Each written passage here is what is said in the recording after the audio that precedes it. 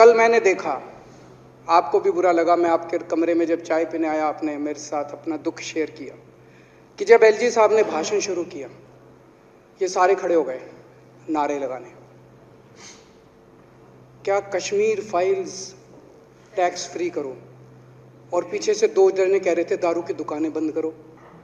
अब इनको भी नहीं पता आज नारे किस चीज के लगाने। ऊपर से आया तो था ऊपर से आया तो था, तो 2 जने कह रहे थे दारू की दुकान बंद करो, आगे वाले कह रहे थे कश्मीर फाइल्स टैक्स फ्री करो, फिर दूसरे वाले ने कहा आज कश्मीर वाला नारा लगाना है। तो जैसे रैलियां होती हैं, उसमें कुछ टीवी वाले माइक लगा देते हैं कि हाँ जी किस लिए आए हो, तो वो यूं यूं देखता है किस लिए।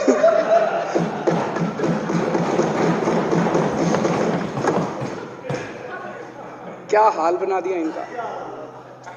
इसलिए थोड़ी राजनीति में आए थे, इसलिए थोड़ी राजनीति में आए थे। एक पिक्चर आई थी बंटी और बबली, उस पिक्चर में एक सीन था, कुछ लोग एक नेता के घर के सामने जाते हैं, हमारी मांगे पूरी करो, हमारी मांगे पूरी करो। नेता बाहर आता है, कहता है क्या मांगे हैं, तो सारे एक दूसरे की तरफ, उनको पता ही नहीं क्या मांगे। आज सारे देश की सारी भारतीय जनता पार्टी एक पिक्चर के पोस्टर लगा रही है गली गली में जाके। पूरी सारी भारतीय जनता पार्टी देश में एक पिक्चर के पोस्टर लगा रही है। इसलिए राजनीति करने आए थे, पिक्चरों के पोस्टर। अपने बच्चों को क्या जवाब दोगे? घर जाके बच्चे पूछेंगे पापा क्या काम करते हो? पिक्चरों के पोस्टर लगाता हूं।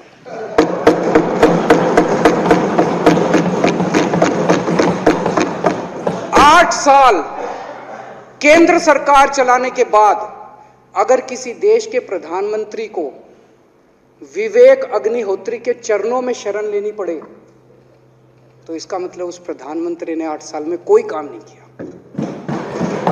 8 साल खराब कर दिए। बताओ, विवेक अग्निहोत्री के चरणों में उनको शरण लेनी पड़ रही है, बचा लो बचा लो बचा लो।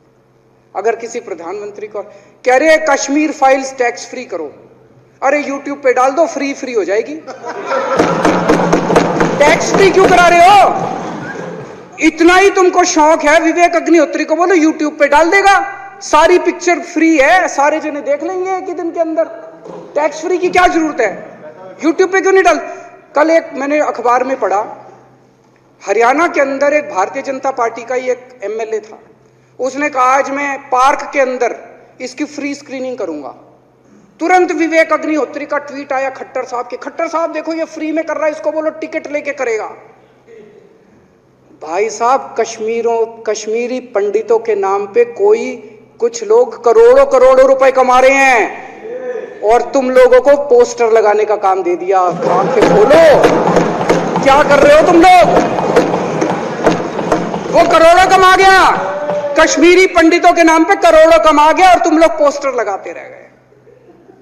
क्या हाल बना दिया तुम लोगों का यार। आंखें खोलो तुम लोग।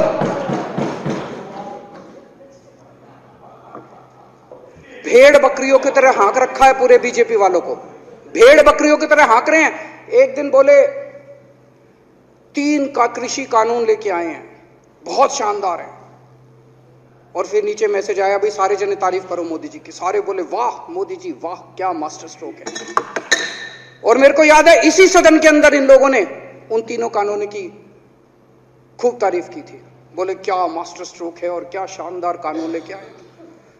1 साल के बाद फिर आया भाई 3 कानून वापस ले लिए, बोलो फिर तारीफ करो मोदी जी की, भाई कानून बेकार थे मोदी जी। क्या इसी सदन के अंदर इन लोगों ने इतनी बेशर्मी, दिमाग पे ताला लगा रखा, इन्होंने कहा वाह मोदी जी वाह, क्या 3 कानून खराब थे आपने वापस ले लिया, देश को बचा लिया। क्या मास्टर स्ट्रोक, ये क्या हाल बना दिया आप लोगों का यार। फिर थोड़े दिन बाद बोले भाई दारू की दुकानों के खिलाफ करो, फिर सारे जने दारू की दुकान बंद करो, अब दारू ठीक हो गई दिल्ली में? आजकल तो शोर नहीं करते तुम लोग। अब कश्मीर फाइल आ गई, पहले कृषि कानून, रोज काम दे रखा है तुमको, कुछ ना कुछ ऊपर से आ जाता है, काम दे रखा है। अब दारू की दुकानें। मेरा एक ही निवेदन है मेरे बीजेपी के साथियों से, आप तो अपने ही हो, आप तो सब मेरे छोटे भाई बड़े भाई, विदुरी साहब तो बड़े भाई है मेरे, आप तो सारे अपने हो यार, थोड़ा सा देश के बारे में सोचो यार, थोड़ा देश के बारे में सोचो। हिटलर भी जो था वो कम से कम अपने चमचों को नौकरी देता था, रोजगार देता था। इतिहास उठा के पढ़ो, उसने रोजगार तो दिया था। इन्होंने क्या दिया आपको? आपके बच्चों को नौकरी दी? आपके घर में कोई खाने पीने का इंतजाम करा? आपकी बिजली का इंतजाम करा? केजरीवाल काम आता है आपके? आपके भी घर की बिजली फ्री कर रखी है। दिल्ली के 12 लाख बच्चों को नौकरी दी है मैंने, स्कूल ठीक कर दिए, अस्पताल ठीक कर दिए। आपके घर में कोई बीमार हो, केजरीवाल दवाई पहुंचाता है, मोदी दवाई नहीं पहुंचाता। केजरीवाल काम आया।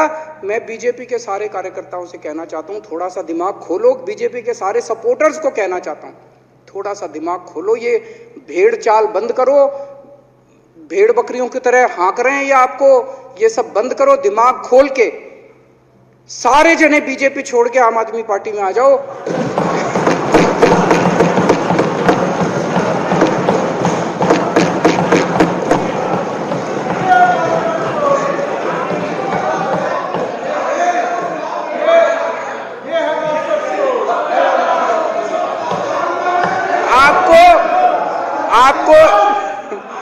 आपको इज्जत मिलेगी, सम्मान मिलेगा।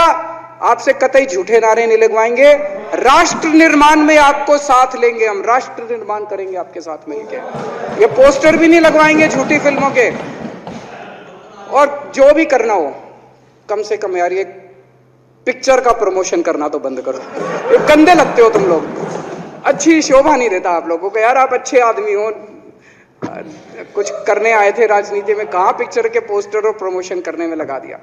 इन्होंने एक चिट्ठी लिख दी चुनाव आयोग को कि हम तीनों एमसीडी को यूनिफाई कर रहे हैं, इसलिए चुनाव टाल दो। चुनाव आयोग ने चुनाव टाल दिया। कल को दिसंबर में गुजरात के चुनाव हो रहे हैं। अब जनता कह रही है ये गुजरात हारेंगे। अब अगर ये गुजरात हारेंगे तो ये 10 दिन पहले चिट्ठी लिख देंगे चुनाव आयोग को कि भाई हम गुजरात को और महाराष्ट्र को एक कर रहे हैं, इसलिए गुजरात के चुनाव टाल दो। गुजरात के चुनाव टल जाएंगे। अगली बार ये लोकसभा हारेंगे, चिट्ठी लिख देंगे जी ये पार्लियामेंट्री फॉर्म ऑफ सिस्टम बड़ा खराब है, हम प्रेसिडेंशियल फॉर्म ऑफ सिस्टम ला रहे हैं, संविधान बदल रहे हैं, चुनाव टाल दो। चुनाव टल जाएंगे। ये क्या मजाक बना रखा है इन्होंने, नौटंकी कर रखी है इन्होंने। भारत जनतंत्र है, देश ये बर्दाश्त नहीं करने वाला जो इन्होंने नौटंकी कर रखी है।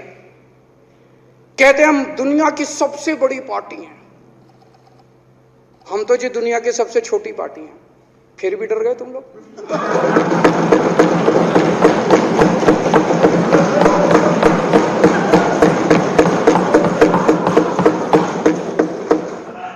दुनिया की सबसे बड़ी पार्टी दुनिया की सबसे छोटी पार्टी से डर के भाग गई। क्या कायर हो यार। हिम्मत